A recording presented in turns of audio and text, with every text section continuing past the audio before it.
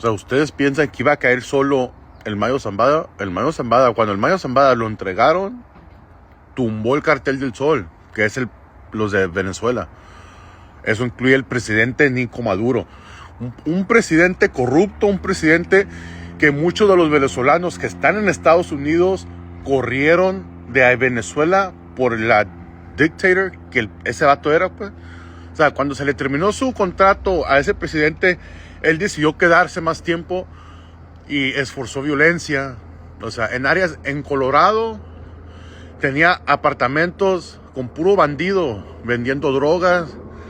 O sea, hoy es un gane para Venezuela, para toda la gente que abusó, que Nico Maduro abusó, y es un gane para Estados Unidos.